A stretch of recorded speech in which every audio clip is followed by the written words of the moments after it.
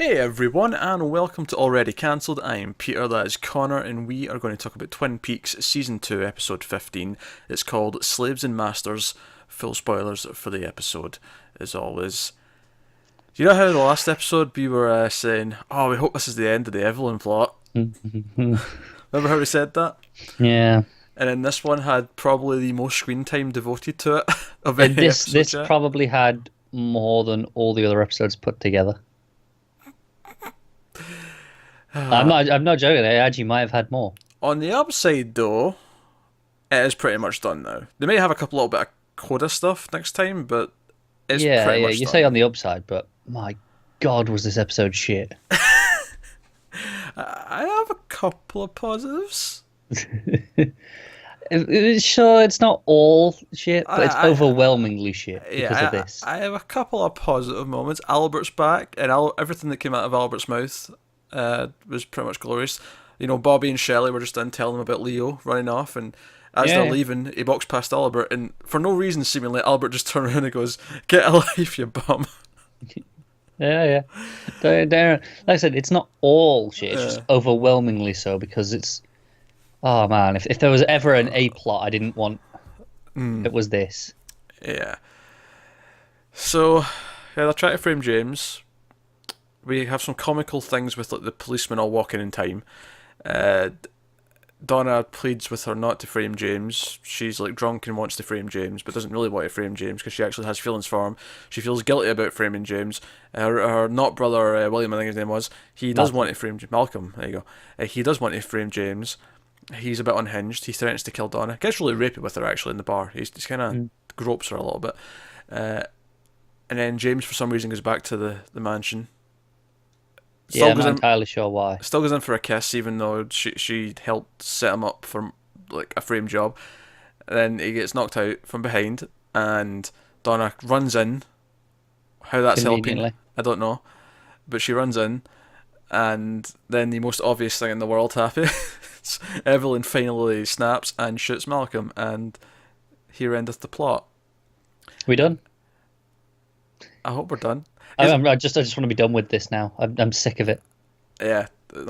So the worst part about it is where it was going at the end was obvious completely from the get go. Like Yeah, yeah, it was never in a million years going to end it differently. And they were trying to make it more interesting. They were trying to do it kept cutting back to her face when she was thinking intently, as if yeah. Like oh anything else was ever going to happen. yeah, it was just god, the whole plot stunk. But here we are. Absolutely awful. It's seemingly over finally. Yeah, we thought that last time. Yeah, but now it's definitely like, there might be a little bit of cleanup, but It's got to be done with. the main thing's done. And if I remember correctly, when people were saying, "Oh, this is the rough patch of Twin Peaks," I remember, I think it was like 11 and 15 were meant to be the worst episodes, and I can't speak for the other one. I can't remember which one that was Oh, now. I do. I 11. That was the one that was also heavy on this plot that we hated. But it makes sense. Yeah, But 15, I can absolutely attest. Yes, this is the worst episode of the show thus yeah, far, and yeah. lately entirely because there's not that many left, and it's make it better. So. It can't be worse than this. And not only was this plot bad, like the Ben plot with like him thinking he's in the Civil Yeah, War, yeah. Our other least favorite plot. yeah, which again took a lot of screen time. I did get one laugh out at you know, that stupid moment where Bobby's like, "But didn't the South win? Or didn't the North win the Civil War?" And then Audrey just turns around and hits him with her purse in the face. That was Yeah. funny. I'll give it that. Yeah, but again, like the other plot, what was the point of this? And it didn't. It also didn't swerve. It didn't do anything unexpected. It basically it just played out to its ending, and then Ben wakes up and is like, "Oh, I had this weird dream. I was in a war. Why are you dressed like that?" No, he's fine. He's normal again. We're done. It accomplished nothing. I don't get it. It accomplished. Wasting 5 episodes worth of time. He just That's wakes all it up. did. He wakes up and he's fine. It plays out. Jacoby's like, "Oh, he needs to like play this out and like have the other side win the Civil War." That happens. He wakes up and he's fine magically. I don't get it. There was one or two amusing bits, but the amusing bits tended to come from the other characters. Nothing with Ben himself was actually funny. No. Him ranting and raving and singing his songs and all the rest of it. None of that was actually tedious. It was tedious. In fact, there was a point where he's singing and Bobby's trying to play the trumpet, and like Audrey and Jerry are just kind of like banging their heads against the wall because it's awful. And I'm like, yeah, that's how I feel. Yep, pretty much. Right there with you guys. Right there with you. I guess the only mildly interesting thing is that Audrey does kind of play Jerry to like help, because Jerry doesn't seem very committed, and she kind of plays him by like, I can argue that he is no longer fit to like manage this place, and I can take everything that's in his will, because he's not dead, but he might as well be, because he's not fit to operate this. Yeah. And that sparks Jerry into action. So I guess from a character perspective, there's a small thing in there. It's very small. It's very small. I admit it's very small. You're reaching at this point. I've got to find something. I need to know that I didn't waste the last 5 episodes of this show. Did you find something in the James plot? The void that is my life. I found that in the James plot. Despair. Yeah, pretty much. I imagine this is where some people would turn to alcoholism. You know that famous quote from Batman to the Joker, where he's saying, "Oh, me and you are a lot alike. We both stared into the abyss, and it stared right back at us. The only difference between you and me is that you blinked." Right? That famous quote, yeah. Which I love that quote, by the way. But that quote, I feel like this James plot was staring into the abyss. And I think I blinked repeatedly. I think I've went back and forth, and I've re-jokerized over and over to the point where I probably look sane again, but I don't think I am. I think I'm a broken man. Yeah. We'll never be the same. Okay, so more interesting. Didn't get as much screen time, obviously, but the Windom Earle plot is chugging along. It's setting up some new things. He's got Leo in a sort of shock collar that he's activating. As you do. But the main thing is we see him dressing up, and he comes out, and he's got some sort of plan. He's like, we find out from the Cooper side more so than this side that they're playing this game of chess, and whenever Cooper loses a piece, Windom Earle kills someone. So it turns out, conveniently, that Pete is an excellent chess player. Someone's bound to be. So they get Pete to help, and they can cheat, because it's not like he's sitting there while they're playing. They can get help, and he's going to try and stall the game so that he's not taking pieces, and therefore try and minimise the deaths while they try and catch him. Which is fine. I like the idea. It's a decent plan, yeah. I like the idea that it's every time he loses a piece, that's when he kills someone. I actually think that's a really cool serial killer plot. That's fun. Yeah. But we also know he's targeting one of the girls, because we see it's Audrey, Donna, and Shelley on this bit of paper. He's going to take one of them to be his queen, which I'm assuming means not instant death. I think that means kidnapped while they're playing the game, and then if he loses, the queen gets, or if he wins, the queen gets. Maybe both, maybe either. Yeah, who knows? He's unhinged. Yeah, but saying it's going to be his queen makes me think it's not like the pawns that are getting killed. She's going to be kept until the game's over, until the queen is taken, kind of thing. Yeah, pretty much. That'd be my guess.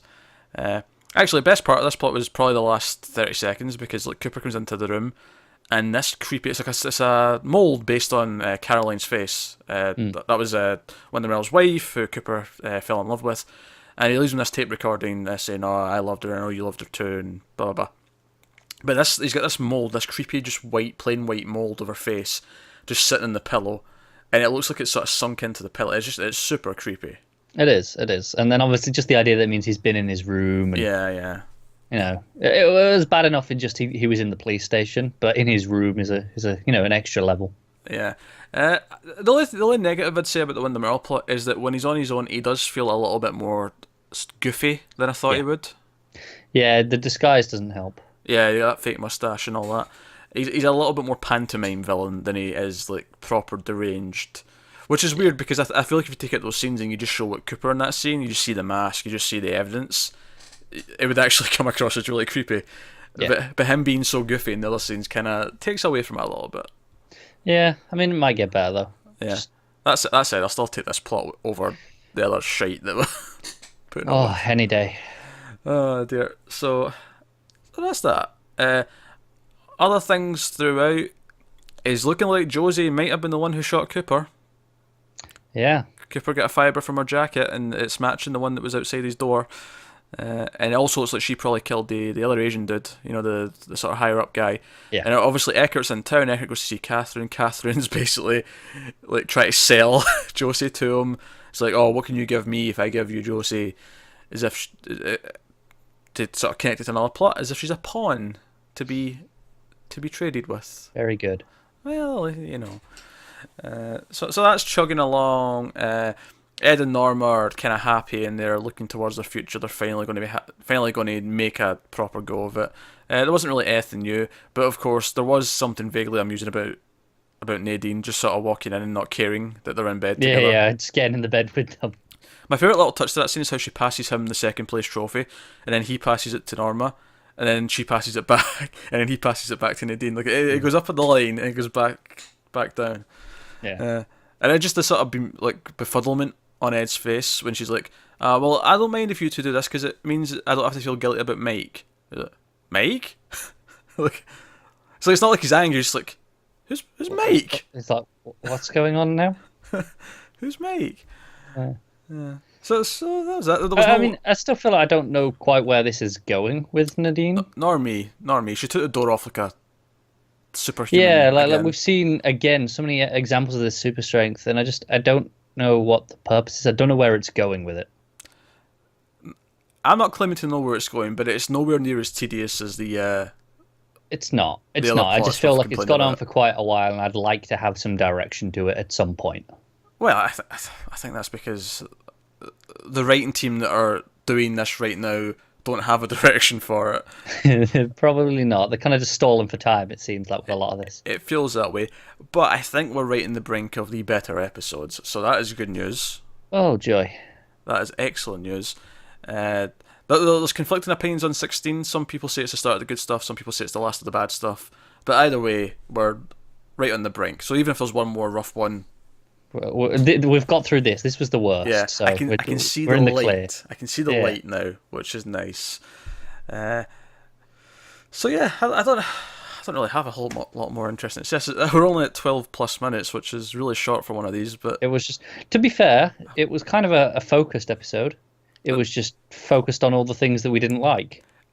That is true. Yeah, it wasn't too scattershot. It was fairly focused, but it was focused on the horrible plots.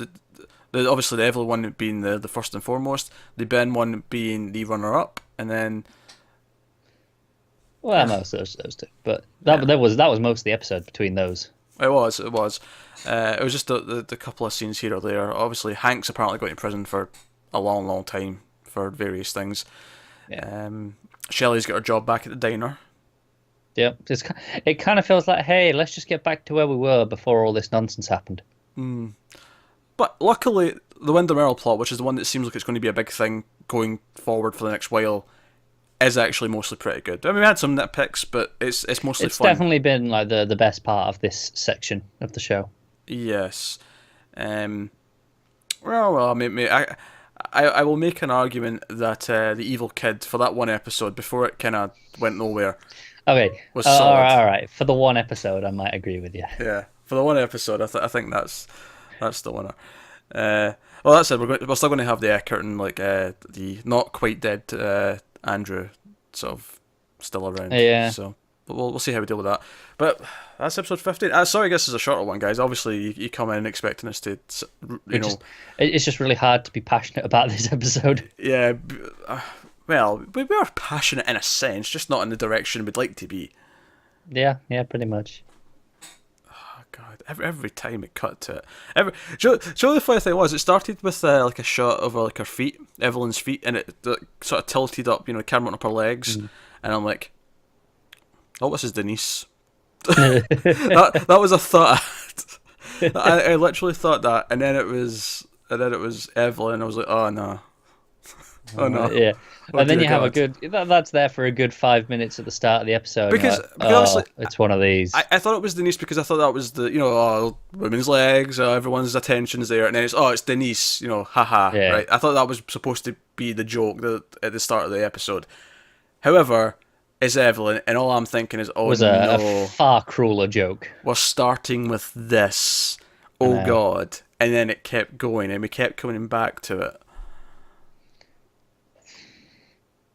I'm just glad it's over. I've got nothing else to say on it anymore. This was a rough one. Yeah. Let us know what you thought of this one in the comments below. Like and subscribe. All that stuff helps us out a lot. Get us on Twitter, mild_fuzz for channel updates. Individual Twitters are on the screen for everyday ramblings. And thank you for watching, guys. We'll see you next time.